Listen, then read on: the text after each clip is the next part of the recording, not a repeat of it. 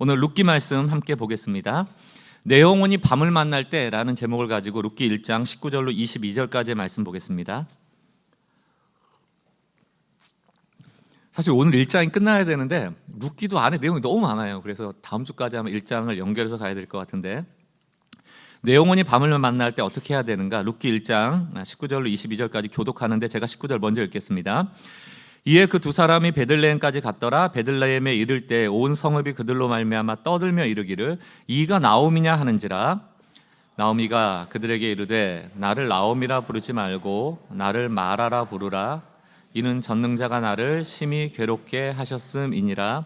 내가 풍족하게 나갔더니 여호와께서 내게 비어 돌아오게 하셨느니라. 여호와께서 나를 징벌하셨고 전능자가 나를 괴롭게 하셨거늘 너희가 어찌 나를 나옴이라 부르느냐 하니라. 함께 읽습니다. 나오미가 모압 지방에서 그의 며느리 모압 여인 룻과 함께 돌아왔는데 베들레헴에 이르렀더라. 아멘. 제가 룻기를 처음 시작할 때 조금 신신당부드리듯이 강조했던 게 룻기뿐만이 아니고 성경은 교훈 찾는 책이 아닙니다. 교훈 찾아서 내가 조금 더 다른 사람보다 윤리적이고 도덕적인 사람이 되어지는 데 목적이 있질 않아요. 그 기능이 있죠. 열매처럼 우리가 도덕적이고 윤리적인 사람이 되는 기능이 있지만 그거 자체가 목적은 아닙니다. 오히려 이 성경 안에 수많은 은혜가 있어. 성경은 은혜를 발견하는 책입니다. 이 룻기도 마찬가지죠. 이 룻이 받은 은혜, 나오미가 받은 은혜를 발견하는 책이거든요. 근데 이 아시아, 동양의 문화가 그런 것도 있고 또 당연히 한국의 문화 안에도 유교적인 문화가 굉장히 강합니다. 우리가 유교라는 종교를 섬기진 않는다 해도 우리의 DNA 안에는 유교가 있죠. 뭡니까? 개과천선. 아무리 나쁜 놈이라도 너가 변화되면 인과응보, 복 받는다는 얘기예요. 하지만 너가 개과천선 안 하고 나쁜 놈으로 살면 인과응보, 벌 받는다는 얘기거든요. 착한 사람 복 받고 나쁜 사람 벌 받는다는 세계관이 기독교적 세계관으로 여러분들의 고착이 돼버리면 은혜가 사라져요. 강도가 구원받는 게 은혜 아닙니까?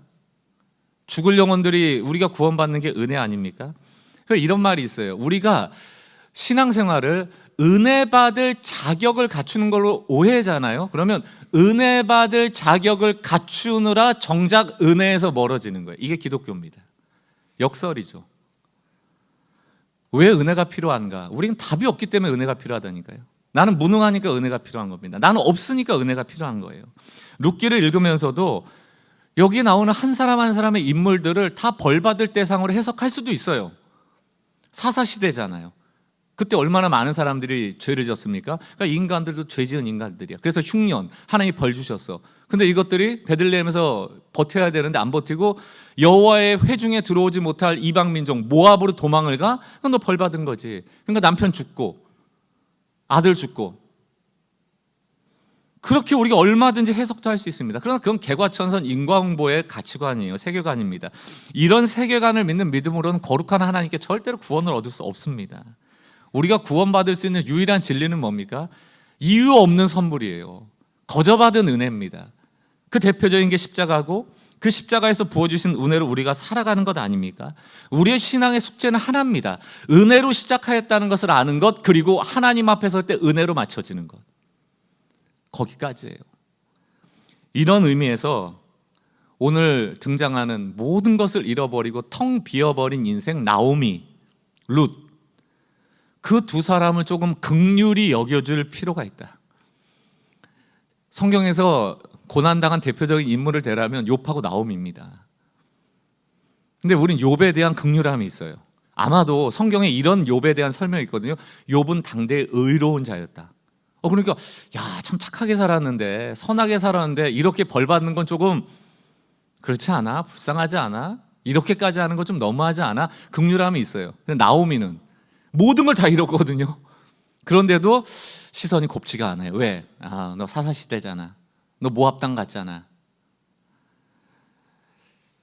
근데 여러분 기억하셔야 됩니다. 나오미 엄청 복 받아요. 엄청 잘 됩니다. 욥만큼 잘 돼요. 하나님의 은혜가 있기 때문이거든요. 그 은혜를 발견하는 겁니다. 게다가 우리는 욥에 가까운 사람이에요, 나오미에 가까운 사람이에요. 여러분은 어쩔지 모르겠지만 저는 말씀 묵상할 때 의로운 자라고 칭찬받기보다는 나도 흉년이 오면은 가장으로서 모압 갈 것 같은데요. 어찌 보면 저는 엘리멜렉이나 나오미의 결정을 하기 훨씬 쉬운 사람이거든요. 그러니까 나오미가 은혜 받기를 바랍니다. 응원하고 싶어요. 하나님, 이런 사람에게도 은혜 주시는 하나님 아니십니까? 기도하고 싶어요. 실수를 찝어내가지고 거기서 통하여 교훈을 얻고, 아, 그렇게 안 하면 복 받겠구나, 그런 거 찾아내는 신앙이 아니고, 하나님, 이 위에도 은혜 주십시오. 그래서 오늘 이 룻과 나오미를 보는 시선 이랬으면 좋겠습니다. 제가 정리를 해봤습니다. 지금은 나오미를 위하여 함께 울어줄 사람이 필요하다. 욥을 대하듯 나오미를 좀 대해주세요. 은혜가 필요한 사람들이니까 오늘 이 긍휼의 마음을 가지고 말씀을 나누고, 좀 서로를 보면서 고난 당한 자를 향하여 하나님이 소망입니다 얘기해주고, 서로를 축복해주고, 좀 서로를 보듬어줄 수 있는 공동체가 될 수 있길 주의 이름으로 축원합니다. 오늘 본문을 보면 이제 나오미는 더 이상 모압에 살 이유도 없고 살 수도 없어요. 게다가 베들레헴에 먹을 것이 생겼다는 소식은 너무나도 기쁜 소식이죠. 돌아갑니다. 근데 여긴 다 생략되어 있지만 우리가 한번 소설을 써보자고요. 모압에서 베들레헴까지 가는데 약 100km 정도가 됩니다. 그럼 한 1000안쯤 가는 거리 아닙니까?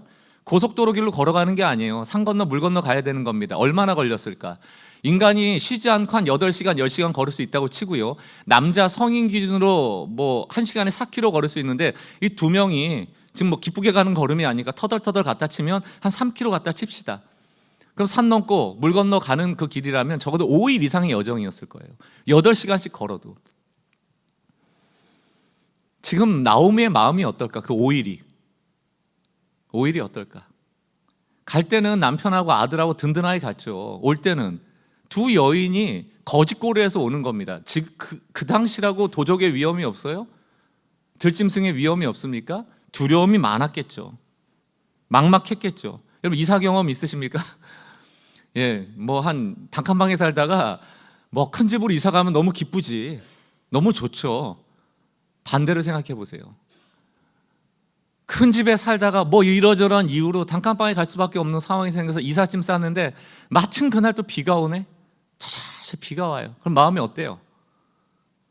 아이고, 왜 사나? 뭐하러 가나? 도대체 왜 이렇게 됐나?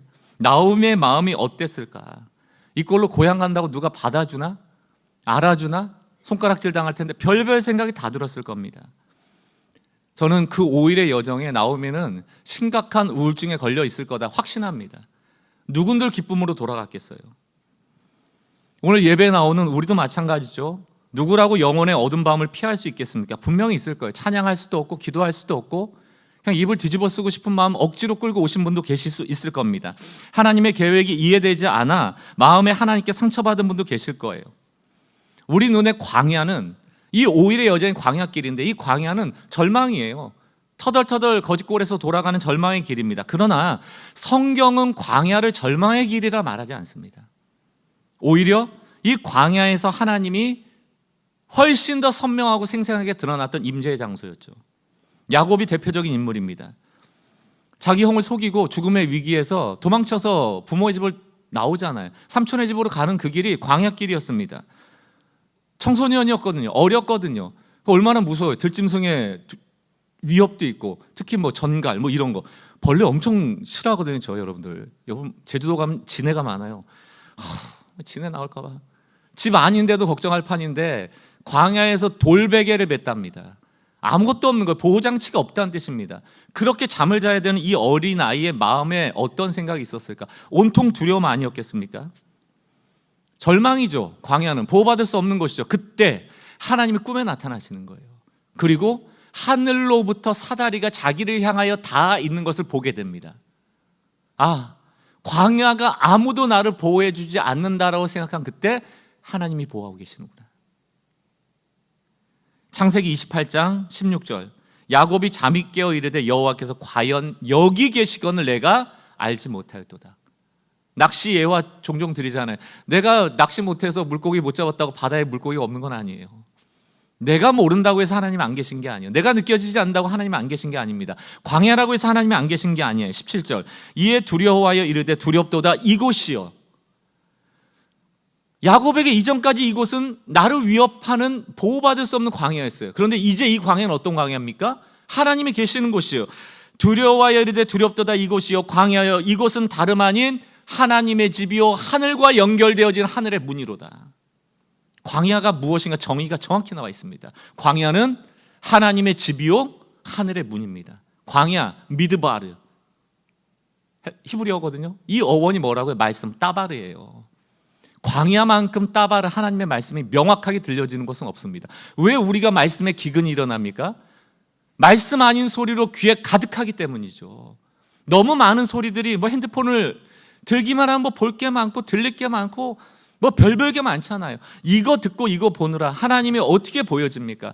세상 만사 해야 될 일, 보여지는 일, 살림, 애, 이렇게 많은 게 우리의 눈과 귀를 빼앗고 있는데 어떻게 하나님의 음성이 들려요? 그래서 하나님은 때로는 우리를 어디로 초대하신다? 미드바르로 초대하시는 거예요. 내 말 좀 들어. 그게 광야거든요. 야곱은 두려움의 대상이 바뀝니다. 이전에는 들짐승의 위협이 두렵고 내가 갈 길이 어디로 가야 될지를 모르니까 두려웠지만 지금은 하나님이 두려워져요. 이걸 경외라고 합니다. 진짜 하나님이 계심으로 인하여 압도되어지는 경외감. 그걸 느낄 때 비로소 야곱은 28장 후반부에 기도합니다. 하나님께 도와주세요. 내가 돌아올 수 있도록 도와주세요 하고 서원하죠. 그리고 하나님이 이 야곱의 인생을 12지파를 만들어내는, 12민족을 만들어내는 아름다운 역사를 써나갈 수 있는 인물로 사용해 주시는 겁니다. 이 야곱의 이야기가 오늘도 누군가 광야를 걸으며 내 영혼이 어두운 밤을 만났다라고 생각하는 분들이 꼭 기억하시는 말씀이 되었으면 좋겠어요. 초라한 어떤 곳에 있을지라도 하나님, 저에게도 꿈을 주십시오. 꿈에라도 나타나 주십시오. 야곱과 같이. 광야가 두렵고 절망스럽지만 하나님의 계심을 저에게 나타내 주십시오. 이곳이 베델, 하나님의 집이요 하늘의 문임을 알고 제가 기도할 때 하나님 저에게 응답해 주십시오. 가정에서 무릎을 꿇고 일터에서 무릎을 꿇고 차 안에서 무릎을 꿇을 수 있다면 바로 그 광야가 하나님의 집이요 하늘의 문이 된다는 것입니다. 19절을 보십시오. 이에 두 사람이 베들레헴까지 갔더라. 이게 잘한 거예요. 5일의 여정이 우울감에 휩싸여서 광야길을 가며 절망하는 마음으로 갔지만 지금 방향이 좋은 겁니다. 어디로 가고 있어요? 아버지의 집으로 가고 있는 거예요. 베들레헴으로 가고 있는 거예요. 늘 말씀드리죠. 넘어져도 어디로 넘어져라? 하나님께로. 쓰러져도 하나님께로. 자빠져도 하나님께로. 죄져도 하나님께로. 우린 무조건 하나님께로 넘어져야 돼요. 그럼 하나님이 세워주고 일으켜주고 손 붙잡아주고 용서하여 주십니다. 위기의 순간에 아무것도 도움받을 수 없을 때 우리는 하나님을 붙잡아야 돼요. 탕자라는 그 부자 아버지를 둔 둘째 아들이 제일 잘한 게 뭐예요? 부자 아버지니까 상속분의 절반을 가지고 나갔으면 얼마나 많은 돈을 가지고 나갔겠어요. 그거 다 허비하여 소모했다고 그랬잖아요. 그런데 이 친구가 제일 잘한 거는 돌아온 거예요. 아버지께 돌아온 거. 그리고 살잖아요. 나를 품꾼의 하나로 여겨주십시오. 그냥 밥만 주면 열심히 일할게요 라고 했지만 아버지는 가락지 끼워주고 옷 입혀주고 잔치 벌려주고 내 아들이 살아왔다고 얘기를 하잖아요. 은혜 주시잖아요. 둘째 아들은 덜 맞는다니까요. 첫째 아들은 고집부리다 맞고 둘째 아들은 고집부리고 맞는 형을 보면서 누나를 보면서 고집부리면 안 되는구나 알고 애교 떨어버리잖아요. 엄마 이렇게 앉잖아요. 아유 미안해 막 이래버리잖아요. 웬만큼 독한 부모 아니고서는 그 앵기는 자녀를 떼어놓고 때린다. 이거는 거의 불가능하죠. 거의 불가능합니다. 넘어져야 되고 하나님께 앵겨야 돼요. 죄송해요 해버려야 돼요. 우리보다 사랑이 많은 분 아닙니까 하나님이? 왜 안 안아주시겠어요? 탕자한테 각서쓰란 말 안 했다고 누누이 말씀드리잖아요. 전 믿는다니까요. 7번에 70번이라도 용서하라는 게 예수님의 말씀이라면 탕자가 또 나갔다 와도 받아주신다. 아들이라는 정체성은 안 바뀐다. 하나님 문제를 보는 게 아니고 존재를 본다. 이게 메시지예요. 다시 한번 여러분에게 복음의 이야기를 들려드릴게요. 로마 4장 4절. 귀에 못이 박히도록 외우셔야 돼요. 일하는 자에게는 그 삭시 은혜로 여겨지지 아니하고 보수로 여겨지거니와. 여러분들이 열심히 일해서 받은 월급이에요. 은혜 아닙니다. 은혜는 다르다니까요. 은혜는 5절. 일을 아니한 자라도 또 경건하지 아니한 자를 의롭다 하시는 이를 믿는 자에게는 그의 믿음을 의로 여기시나니. 6절. 일한 것 없이 하나님께 의로 여기심을 받은 사람의 복. 구약에서 복이란 단어는 신약으로 너무 은혜입니다. 일을 안 했는데 은혜를 주세요. 7절. 불법을 사함받고 죄를 가리어짐을 받은 복. 불법 저지르지 마 그럼 내가 복 줄게. 죄 짓지 마 그럼 복 줄게. 이건 개과천선이고 인과응보입니다. 그게 틀렸다는 얘기가 아니고 하나님 그걸 뛰어넘어 버리는 거예요. 그 아가페라는 사랑은 그거를 능가해 버리는 거예요. 유교라는 가치관을 넘어서는 겁니다. 불법을 저지르지 마, 죄를 저지르지 마가 아니고 불법을 사하고 죄를 가리워 버리는 겁니다. 8절, 주께서 그 죄를 인정치 아니하는 사람의 복. 복 나오잖아요. 은혜가 뭐예요? 일하지 않은 자에게 주는 복, 경건하지 않은 자에게 주는 복, 불법을 가리워 주는 복, 죄를 사하여 주는 복. 로마서 8장 32절을 보세요. 자기 아들을 아끼지 아니하시고 우리 모두를 위하여 내주신 분이 언제 오셨습니까? 로마서 5장에 보면 우리가 원수 되었을 때, 죄인 되었을 때, 경건하지 않을 때, 약할 때, 그때 오신 거예요. 어찌 그 아들과 함께 모든 것을 우리에게 선물로 거저주시지 않겠습니까? 차 보세요. 아들을 보내주실 때도 우리가 약할 때였어요. 그럼 선물 주실 때도 언제입니까? 이게 은혜라면 우리가 약할 때 오시는 거예요. 우리는 은혜 얻을 자격을 갖추는 신앙생활을 하는 게 아닙니다. 은혜를 발견하는 거예요. 그러니까 우리에게 신앙생활하면서 제일 나쁜 습관이 뭐냐면 자격 갖추려는 습관들. 그러니까 죄 짓지 않아야 되는 거. 죄 짓는 것도 나쁜 짓이에요. 근데 진짜 나쁜 짓은 거저 주시는 선물을 거부하는 죄입니다. 이거 잘 안 믿어요. 세상에 공짜가 어딨냐고. 그래서 내가 뭘 해야지. 그래서 착한 사람을 더 복주지 나쁜 사람을 복주시켜서 이런 거. 강도는 어떻게 천국 갑니까? 십자가 오른편에 있던 강도가 어떻게 천국 갑니까? 성경 안에는 다 못난 사람들을 하나님 부르셨다니까요. 자격 없는 자를 부르셨다니까요. 이스라엘도 선택한 이유가 수요가 적기 때문에 뽑았다니까요. 아브라함도 가족 없어서 뽑았다니까요. 모세도 힘이 없어서 80세에 쓰신다니까요. 자격이 없어야 하나님의 영광이 영광되는 겁니다. 그분께만 영광 돌리는 거예요. 그걸 우리는 은혜라고 부르는 거예요. 일 안 했는데 선물이 주어지는 겁니다. 광풍이 일 때 예수님 광풍 잠재웠잖아요. 그리고 그의 제자들 다 살잖아요. 그때 그 제자들에게 믿음이 있었어요? 없었어요? 없었죠. 다 살았잖아요. 그래서 우리는 은혜라고 하는 거예요.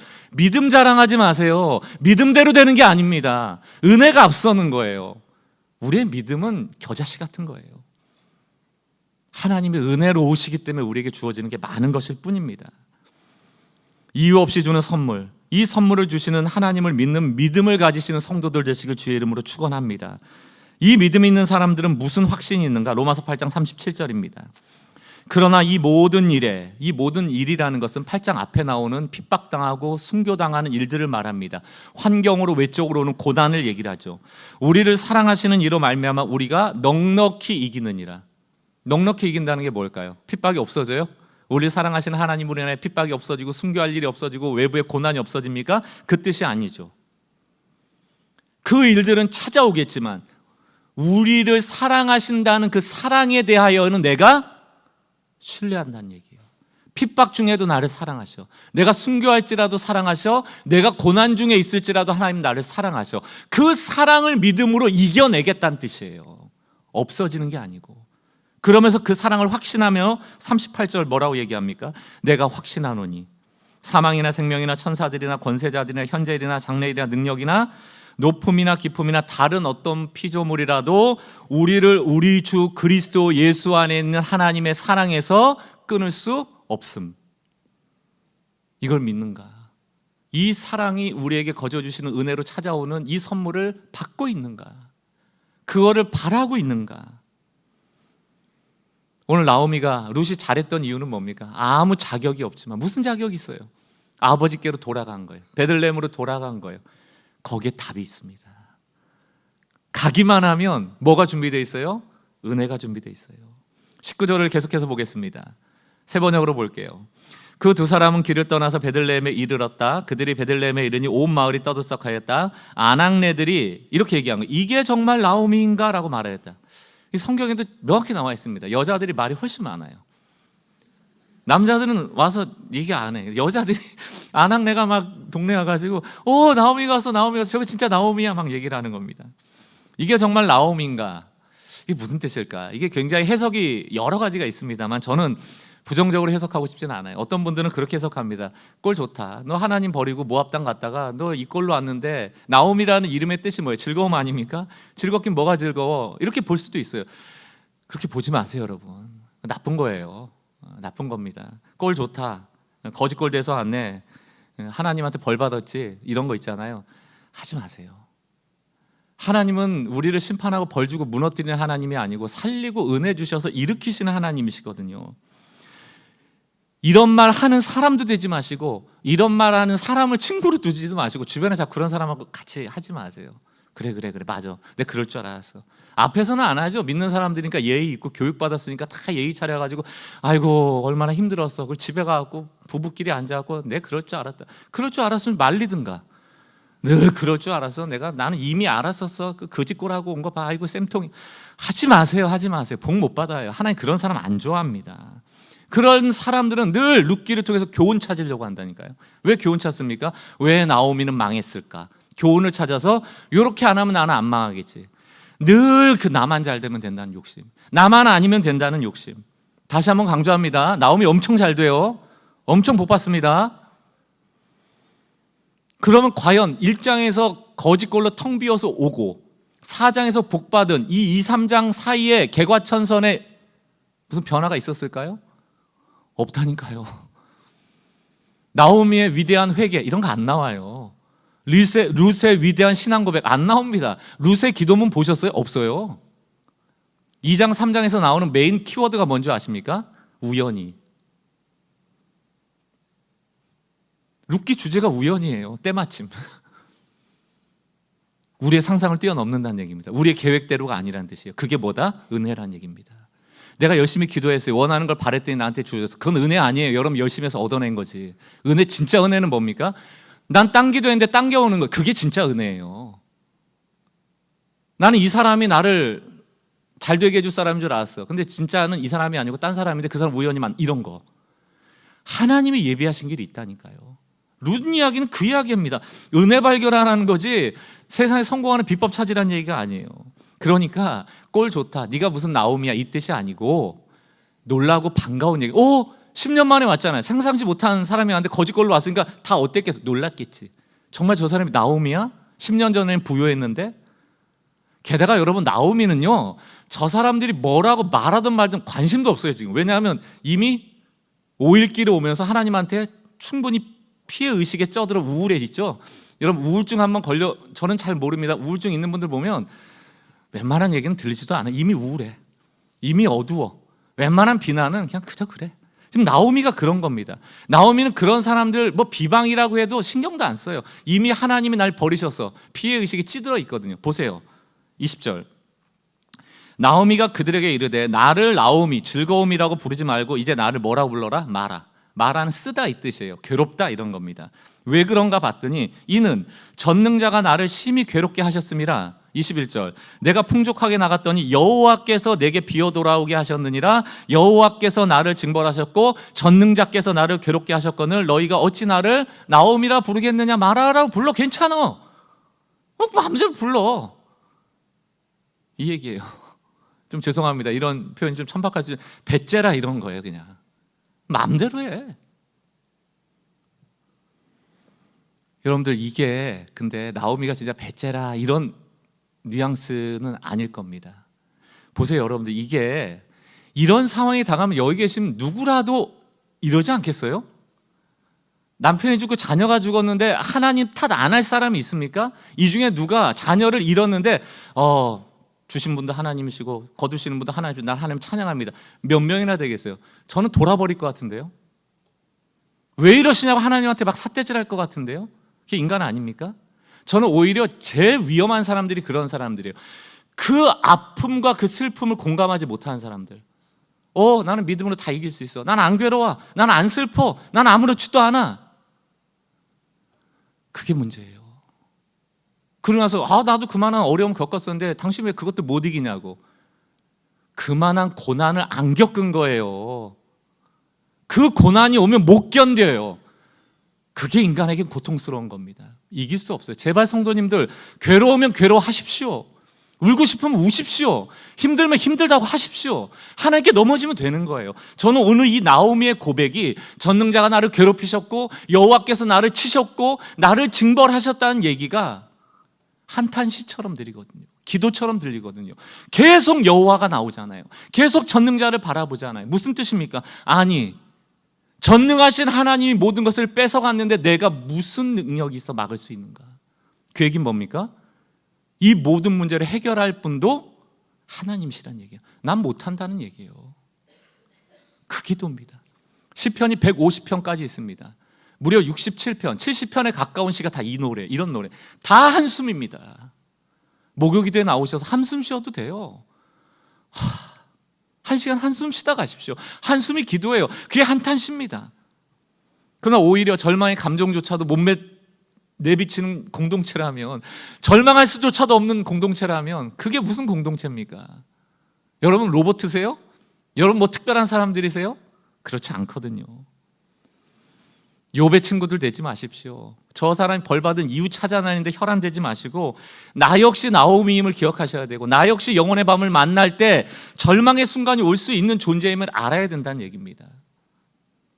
그러니까 나도 절망할 수 있는 존재니까 룻기를 통해서 뭘 발견하고 싶은 거예요? 은혜 발견해야죠. 어떻게 룻은 잘 됐을까? 어떻게 나오미는 이걸 극복했을까? 저는 이 나오미의 한탄 시가, 한탄의 기도가 다윗의 기도처럼 느껴졌습니다. 다윗이 가장 힘들었던 순간 중에 하나가 자기 아들 압살롬에게 쫓겨났을 때요. 그때 쫓겨나는 다윗을 보고 베냐민 사람 시므이가 저주를 합니다. 사실 놀린 거죠. 얼레리 꼴레리, 쫓겨났네, 자식 농사 똑바로 못 지었네, 그러니까 너가 이렇게 됐지, 하나님이 저주하셨네, 막 저주했거든요. 그러니까 한 장수가 저 시므의 목을 쳐올까요? 라고 얘기할 때 다윗이 답변하는 게 사무엘하 16장입니다 10절. 왕은 대답하였다. 스루야의 아들아, 나의 일에 너희가 왜 나서느냐? 주님께서 그에게, 시므이에게 다윗을 저주하라고 분부하셔서 그가 저주하는 것이라면 그가 나를 저주한다고 누가 그를 나무랄 수 있겠느냐? 하나님 개입시키죠. 하나님이 저주시키는데 누가 막을 수 있어? 11절. 그런 다음에 다윗이 아비새와 자기의 모든 신하에게 말했다. 생각해 보십시오.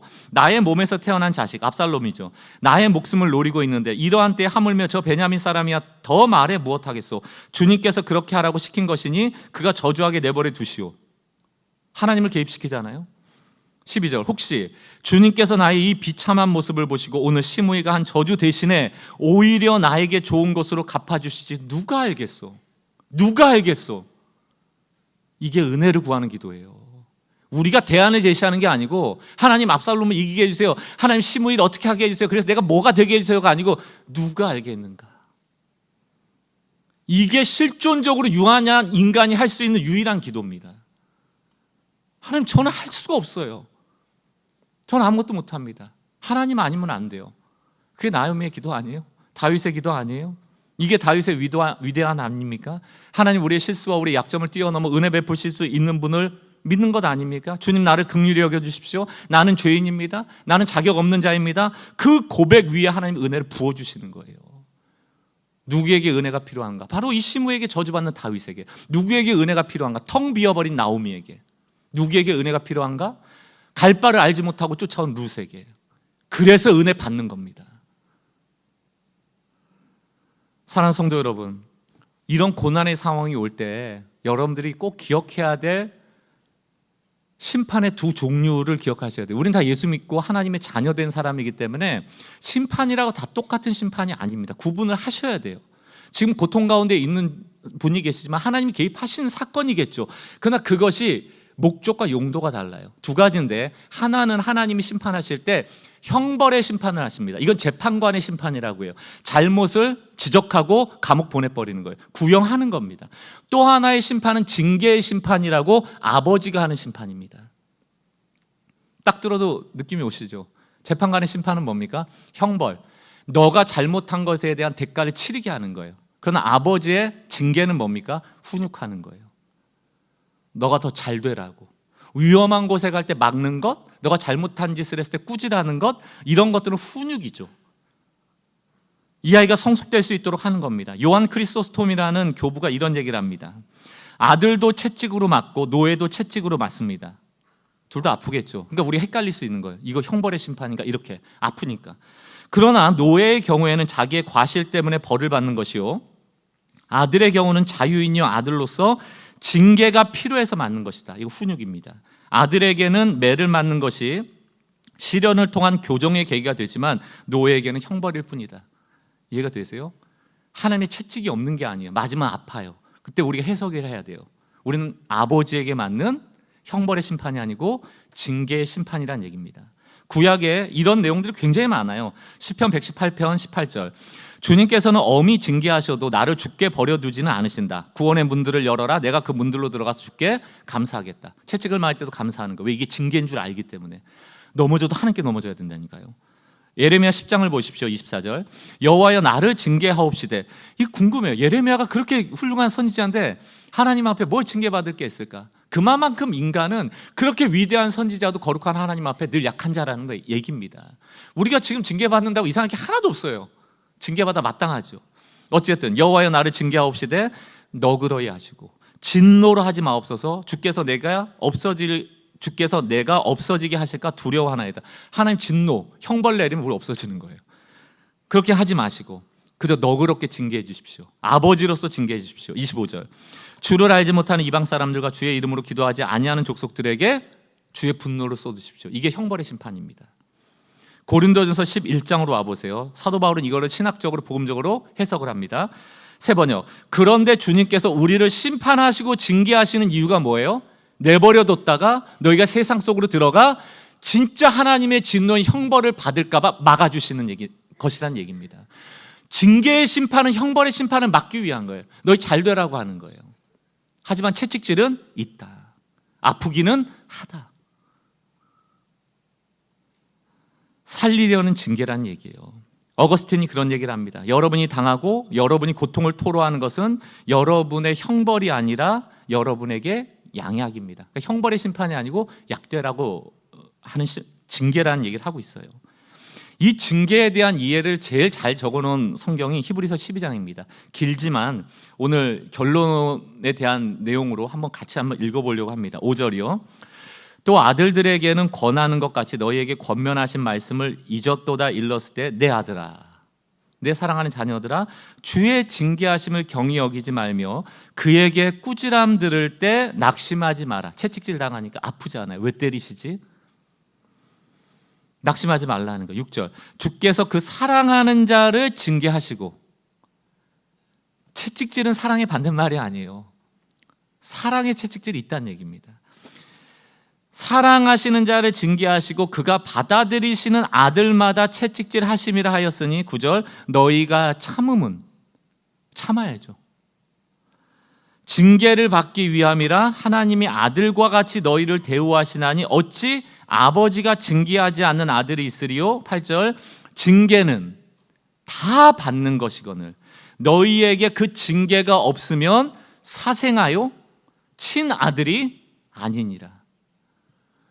그러니까 나는 고난이 없어. 나는 기도했더니 고난을 다 하나님이 이기게 해주고 난 이렇게 만사형 아들 아니라니까요.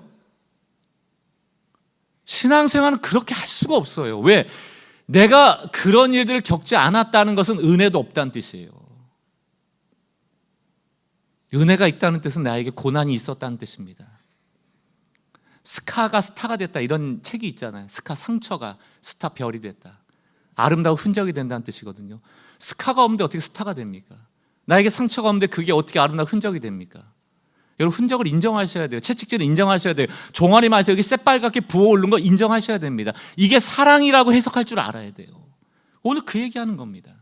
근데 나는 종아리 맞은 적 없어. 나는 뭐 채찍질 맞은 적도 없어. 난 상처도 없어. 그게 바로 철딱선이에요. 그게 철부진 겁니다. 오냐 온실 속 화초같이 큰 아이들이 어떻게 자랍니까?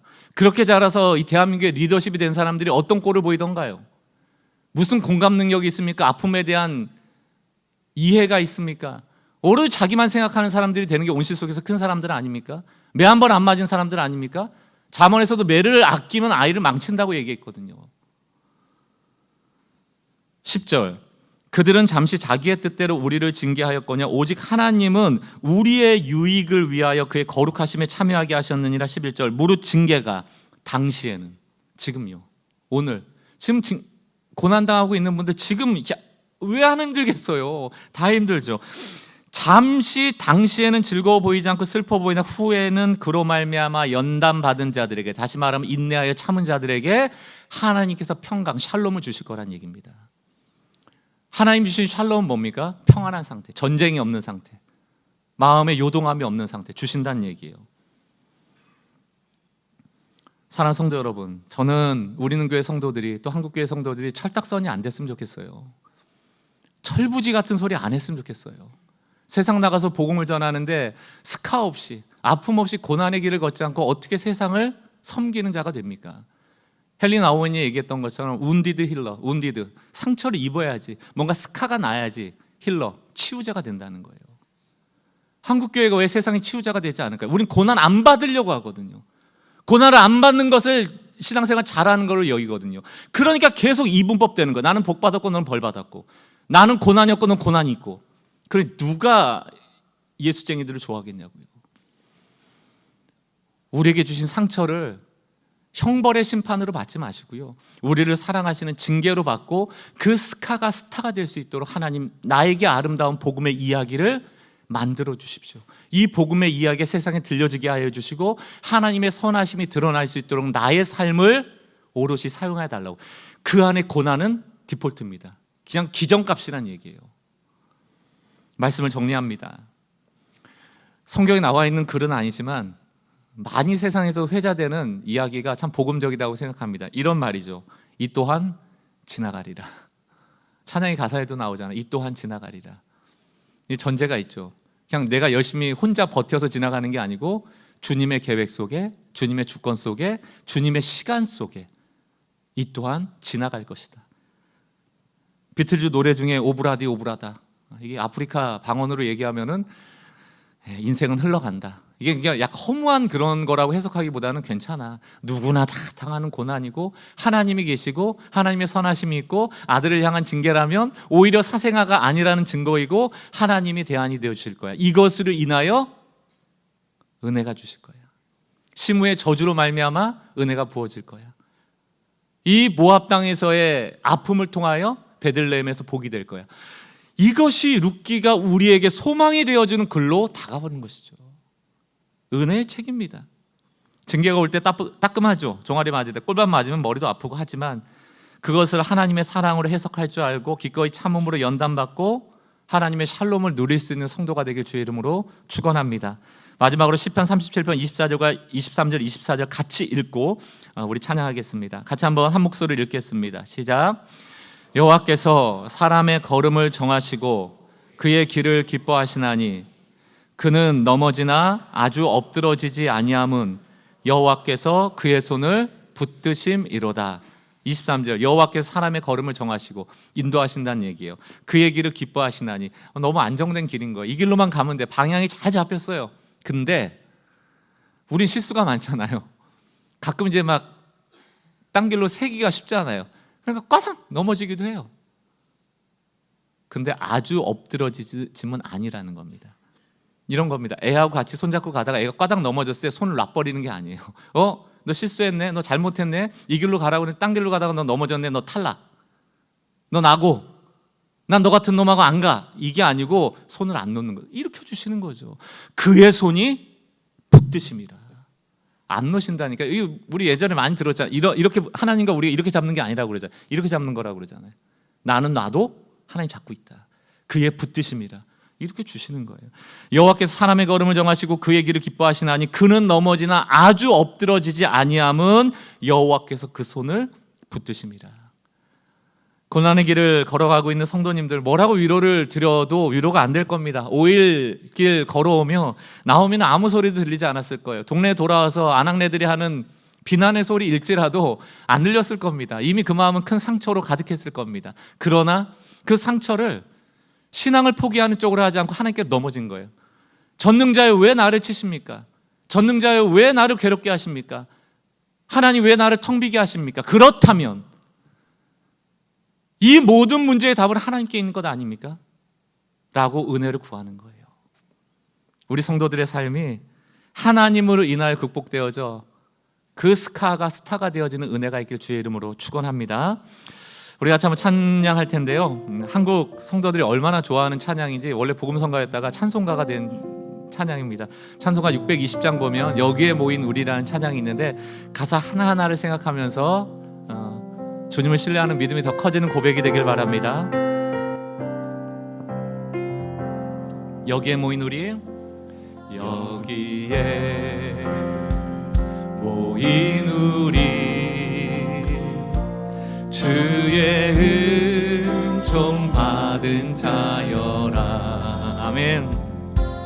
주께서 우리가 예배하는 이 자리에 함께 계심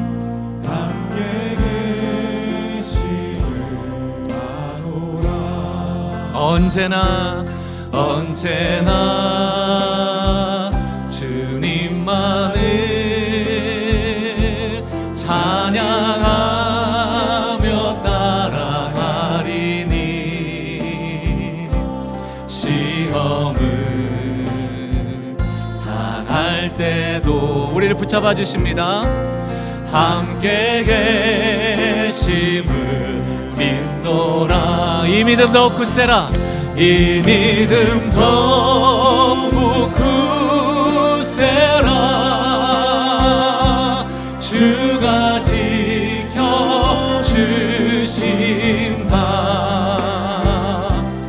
어두운 밤에도 주의 밝은 빛 인도하여 주신다. 주님이 뜻하신 일, 주님이 뜻하신 일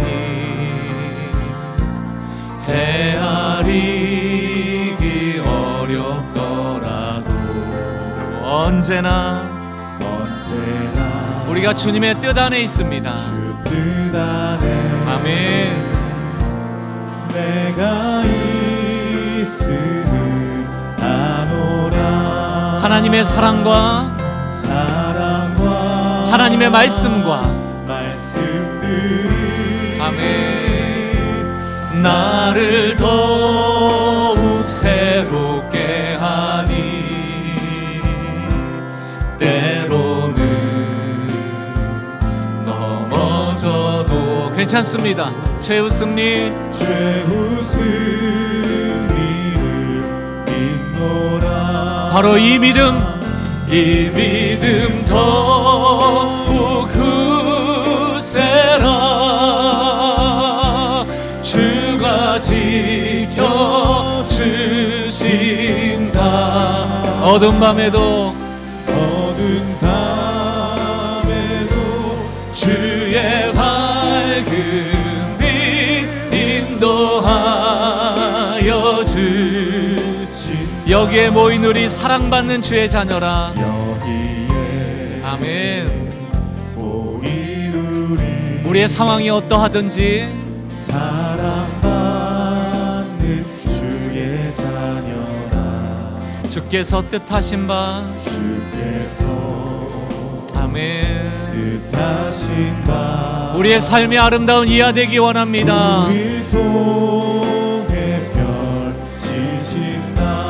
아멘. 고통과 슬픔 중에 아멘 더욱 주님 의지하리니 아멘.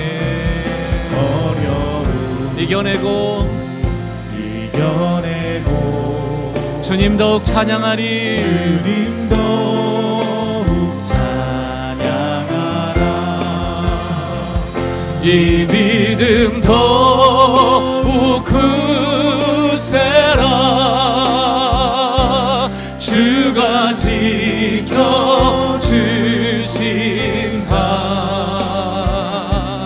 어두운 밤에도 주의 밝은 인도하여 주신다. 같이 한번 기도합시다. 오늘 말씀을 통해 은혜가 발견되었습니까?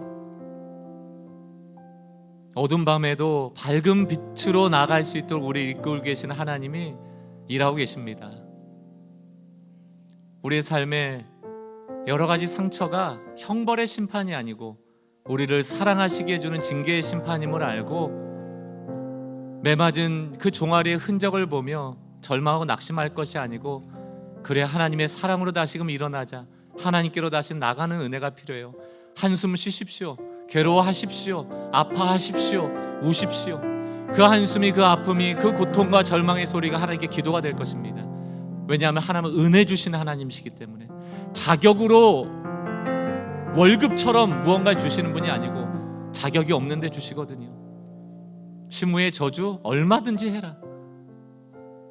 하나님께서 나에게 그것을 인하여 더 좋은 것 주시지 누가 알겠는가? 누가 알겠는가? 하나님의 이 우연을 가장한 은혜가 우리 가운데 날마다 부어지길 소망합니다.